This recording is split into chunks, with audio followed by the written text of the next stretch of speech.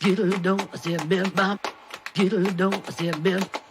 Skittle do, I said get out and bop. Skittle do, I said bim bop boom. Skittle do, I said bim bop. Skittle do, I said bim. Skittle do, I said get out and bop. Skittle do, I said bim bop boom.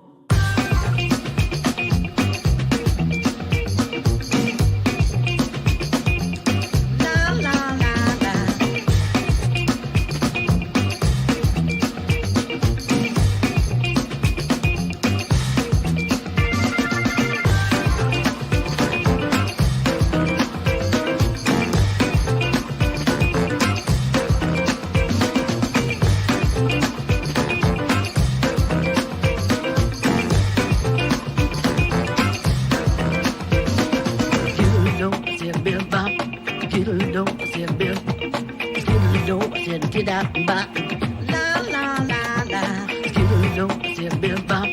Skittle do, I said bim. Skittle do, I said get out and bop. Skittle do, I said bim bop boom.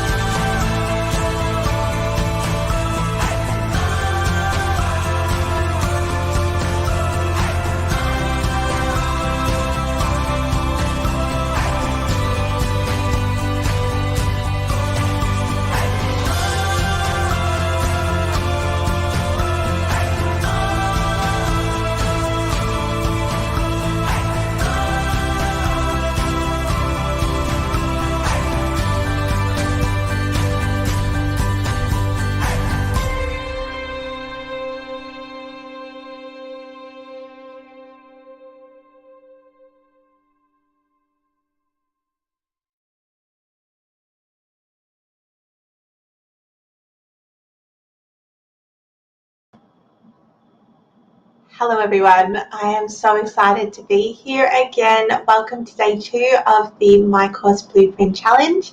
I can't wait to jump in. I have some great training for you guys today. I'm really excited. So I am going to get started in a second. I'm just going to wait and see if anyone else jumps on. If you're watching, let me know if you can hear me. I would love to say hello to you. So it's been a great day. We're sort of seeing the end of these warmer days here in Australia. So we're going into autumn, which is really lovely. All the leaves are starting to change colour. So really lovely, very, very nice having that cool weather after a really hot summer. So today we are talking all about validating our ideas. So if you watched the lesson yesterday, it was a massive sort of skill audit on exactly how to just sort of brain dump your ideas onto a page and then figure out which is your superpower, basically. So if you haven't had a chance to do that one, definitely go back to the first lesson and do that one first, so you have all your skills and your course ideas ready to go. But if you did do the work, then and you are ready for the next lesson, then that's fantastic. I can't wait for you to jump into today. But before I get started, so I do have the main training, which is all about validating our course ideas. So that's really cool. But before I get started, I wanted to talk about mindset a little bit as well, because I've sort of seen a couple of people in the group discussing mindset. And I think it's really important to address this, because sometimes we sort of think that it's just us who feels a certain way, when it's not. It can be a very common sort of feeling and thought which happens with a lot of people in business. So I wanted to quickly talk about mindset and some of the things which can get us, like, sort of get in the way when it comes to course creation. So I'm going to jump into that now. I'll flick across. So before we jump into the main training today, I wanted to quickly go through a couple of things around mindset, because I've seen some people talking in the group about sort of course creation and mindset, and I thought it would be just a little bit of fun to go in and even laugh about those things that hold us back from taking that step and jumping all in and creating a course. So I have put together a little presentation, 8 mindset villains that will stop you from conquering the world with your amazing course. So, number 1, you may have heard me reference this one before, but the goblin mindset monster. So this is the sort of the constant whispering of you can't do this in the back of your mind, and you'll want to do something, but then your mind will sort of say, oh, you can't do this, you're not good enough, you don't have the skills, you just can't do it. Now, yeah, this is someone that you don't want to listen to, because that sort of self-talk, it's only going to hold you back. So number 1, goblin mindset monster. I've definitely had this one whispered to me before. Hey, number 2, Dr. Impostorium. The dastardly imposter syndrome, telling you that you aren't enough. You don't know enough to make a course. You aren't high enough up in what you do to make a course. You can't make a course because you just aren't good at what you do. That is just a lie, because you are good enough. You are definitely good enough. People want to learn from you, and you're taking away the opportunity for them to learn from you. So definitely jump in, don't hold yourself back and feel like you're an imposter, because you are definitely worthy of making a course, 110%. If you feel that is one of your strengths and your skills, and you've put the hard work in auditing those skills, and you know that that is the thing that you do best, then you are 110% good enough to make a course. So let me know in the comments if any of these resonate with you. If these are, like, if one comes up and that is definitely your villain, I would love to know if you can relate to these. So, perfectionasty. Perfectionasty is when perfectionism goes wrong. Now, perfectionism, it can be a blessing and a curse, because obviously we can make things really, really high quality when we are a perfectionist, but at the same time, we can end up in a loop of always tweaking, always making it better, trying to make it perfect, and it's never perfect, and then we never launch what we want to launch. So this is a really interesting one, because it's sort of like a double-edged sword. Count-tecular.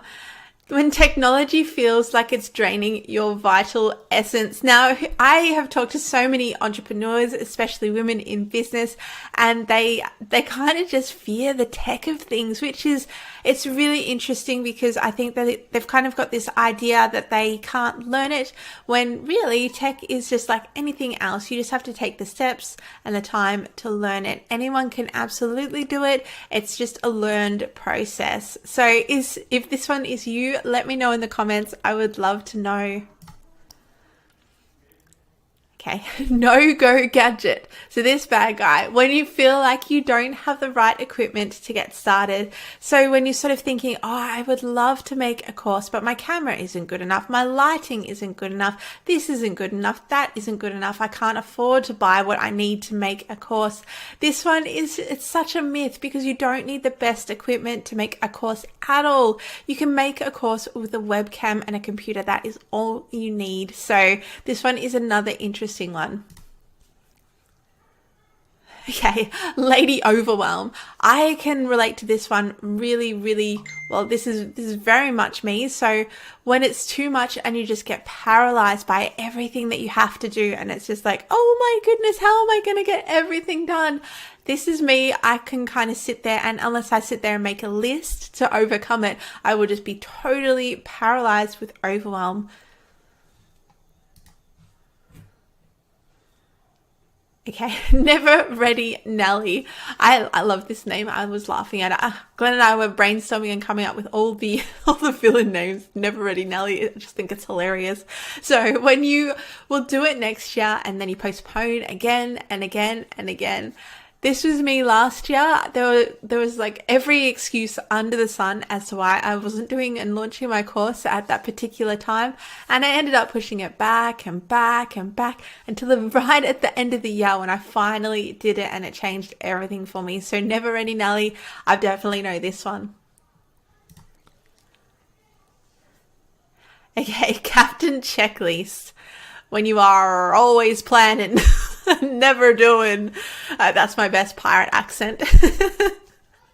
So when you're always just like, when you're just a planner, and you plan and you plan and you feel really, really busy because you're just planning. But when you actually look at what you've done, you've actually only planned and you haven't taken any action, which is going to move the needle forward on your business. So this is another big one.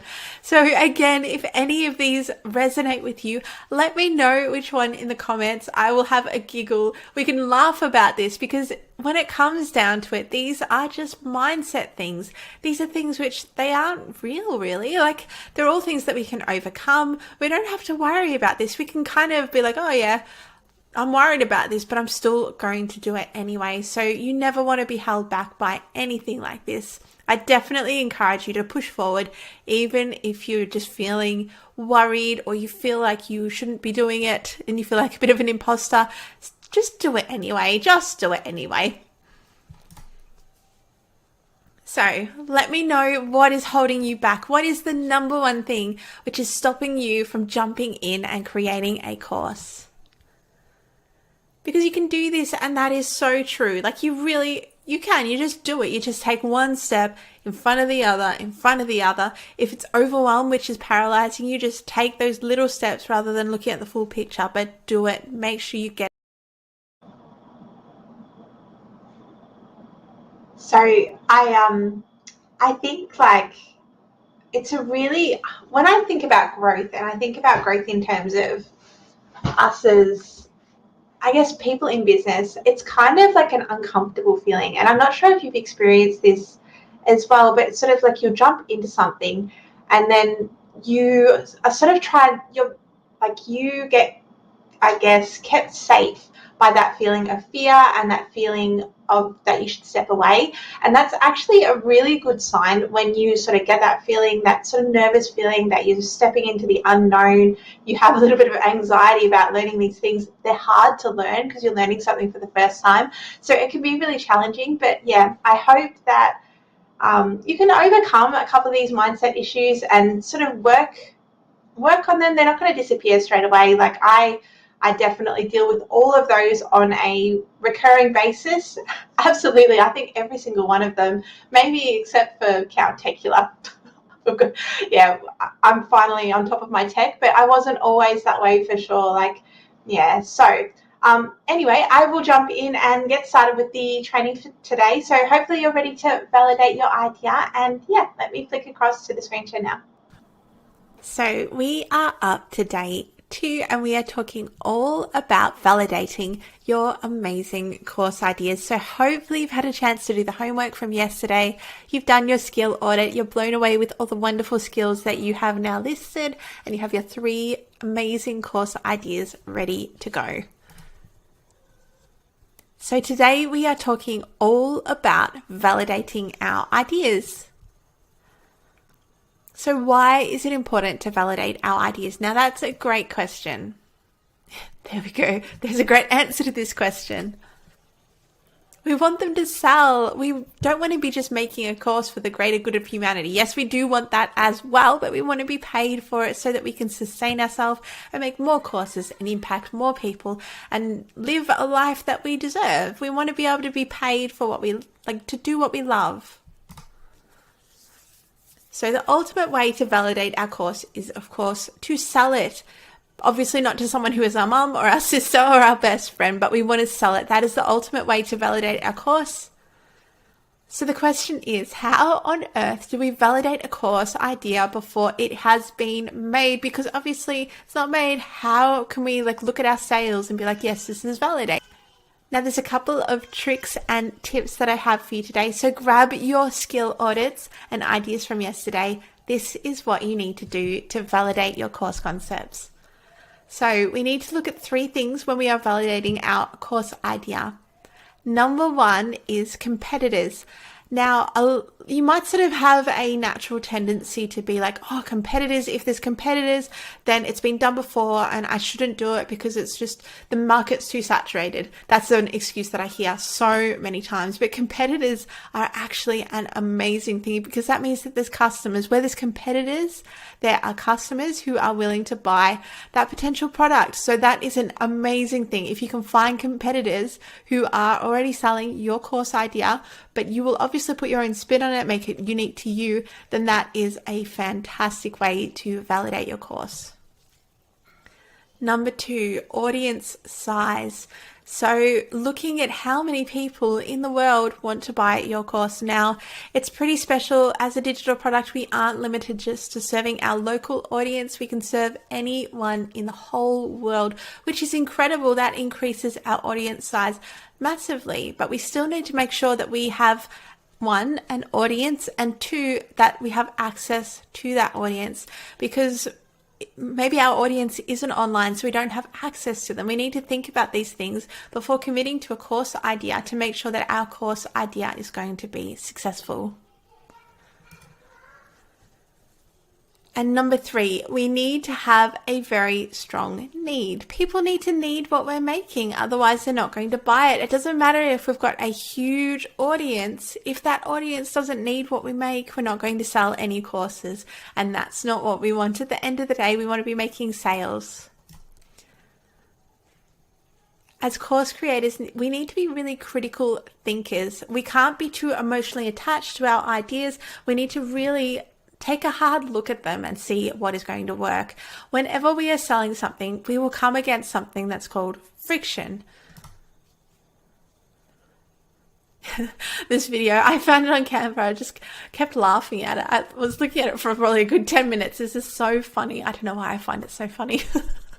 But anyway, friction is basically the invisible barrier pushing your customers away from you. So it's the thing that's holding them back from buying. It can make or break your course creation business. So it's important to consider. It's important to consider what customers are going to think. What's going to hold them back from purchasing your course? What is going to be kind of that mindset goblin in the back of their head saying, what is that going to say to them that stops them from buying your course? We need to think about all these things so we can combat them. So I have included a small checklist today. It's not a big workbook like yesterday. It's just a 1-pager, but it's got all the things that you need to check off to validate your amazing course idea. So there's room here for all 3 of them. I'm just going to go through all the things that we need to check off. So number 1, for each idea, ask yourself, who else is doing this? Try and find competitors who are already doing this so that you have confidence that there's people out there who are shopping for it. Write them down on the worksheet if you can. Find some competitors, or just do your best to find someone who is doing something close to what you want to sell. Can I find a Facebook group with over 1,000 members? So there's thousands and thousands of Facebook groups on Facebook. So have a bit of a browse, see if you can find a Facebook community which is relatively active that has over 1,000 members in it, in the niche or the topic that you want to make your course. Have I heard, or can I see people asking for a solution to the problem that my course solves? So keep your head to the ground, or your ear to the ground. What's the phrase? I'm not sure. Let me know in the comments below what the phrase is. I've forgotten. It's gone out of my head. But anyway, listen to what people are asking for and see if you can tie that into your course in any way. Make sure that people are actually looking for what you're making. And then finally, what is the main cause of friction with your course idea? So what is the thing that is going to be in their head stopping them from buying? Because we really want to know this. We want to be aware of it so that we can combat it. And if you are feeling brave, I saw so many people put some amazing homework in the group yesterday. So congratulations to everyone who did that. I'm very proud of you. I thought you did a fantastic job. You blew me away with your detail and everything you went into. So good job there. When you are done, share your ideas in the group if you're feeling brave, and don't forget to ask for help if you need it. Glenn and myself are always around, so feel free to tag us if you have any questions, or everyone else in the group the group is an amazing group this year. It's absolutely amazing, so definitely feel free to ask. I'm sure other people in the group will be happy to give you some feedback, answer your questions, and give you some support. So I hope that you found that interesting and you're ready to go off and validate your idea. It's really, it's an exciting one because you can kind of see as well when you're looking at competitors, what's possible. It can be very inspiring to kind of see how successful people are. So it's a huge industry. I'm excited to see how you guys go. I'm going to quickly go through some of the comments because I can figure. So I think that's Nairi. Is it Nairi? I hope I'm saying your name right. Nairi did a great job on her homework. So I can figure that out for free. Is that the problem that you are? Is that sort of what is holding you back from making a course? You're worried that people are going to look at your course and say they could do it for free? Yeah, that's a great question. This is people are always happy to pay. Yeah, people are always happy to happy to pay to save time, if that makes sense. So you will always have people who they're happy to sort of go out and watch YouTube videos here, and collate all the information and do all the work and figure it out themselves. That's totally fine. There's always free solutions for everything. A course is special though because it's all the information and it's your knowledge and it's your special take all compiled into one amazing digital product. So that is why they are so valuable. They save a huge amount of time. If you were to sort of sit there and train someone for 7 hours I think you were thinking of doing a course on ferrets, which is that's a really unique, awesome idea for a course. If you were to sit there and train someone for 7 hours, that would be very, very expensive for that person to sort of pay you to learn off you that way. So a course is an amazing alternative to that. It doesn't actually, you don't have to spend any time after you've originally made it, but it's great for them as well because they don't have to sort of pay you to sit there for 7 hours. So it's a win-win. The friction against the sale. Yeah, that is actually a very good, that would be friction against the sale, but you can handle that in the way that you market it as well. So when you're actually selling the course and you have a landing page set up for it, you can go into sort of the wording that you use. You can definitely address the friction and go into what I just said about all the information and the value being compiled into one place to save them a lot of time. So that's fantastic. Hi Jen, how are you? So lovely to see you on. I just want to scroll up and have a look at everyone's mindset biggies. We had to talk about, just before I had a little presentation about what people are struggling with the most, and I want to see what everyone's struggling with. Hi, Charmaine. Oh, you're watching from work. It's so lovely. It's so lovely to have you tune in. Hi, Emma. You love the checklist one. Yeah. You're a jumper now. You are an action taker. Too much action is your problem. I'm an over planner. I think this, hopefully I pronounced this right. Is that Shalina?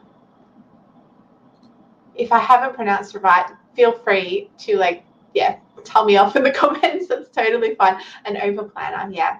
I'm a bit of an over planner as well. It makes me it's one of those ways that I sort of deal with feeling anxious around business. Like if I'm feeling really anxious, I will get out my trolley board and lay everything out. So yeah, I can relate to that one. Tanya, all of them. Oh, this is so funny. All of them. Yeah, I think we are all a little bit. We are all of them, I guess. But that's so funny. Oh, perfect pronunciation. Wonderful. That makes me happy. Wonderful. Oh, when I was in high school, I had a last name. My maiden name is Lyle, but it's spelled Lisle. And every school assembly, it was Jessica Lizzle, Jessica Lizzle. So now I have a thing about pronunciation. I get all worked up about it. First time I got 10 out of 10. Oh, you're making me laugh. Oh, wow. Does anyone have any questions? How are you all going with the homework? Are you tracking well? Have you had a chance to do it? Are you busy and you're going to do it on the weekend? Anything is fine. You can do it whenever you want. I'm just glad that you're here. Glad that you're having a party with me. Well, if no one has any questions, I might head off in a minute, but thank you so much for watching. I really appreciate your time. It's been lovely to have you all on and chat with you and go through some things. So if you have any questions, feel free to tag me or Glenn, of course, and we can absolutely chat to you about anything that you want, really. Anything that you want. So thank you very much for watching. I will see you guys tomorrow night, same time. Goodbye.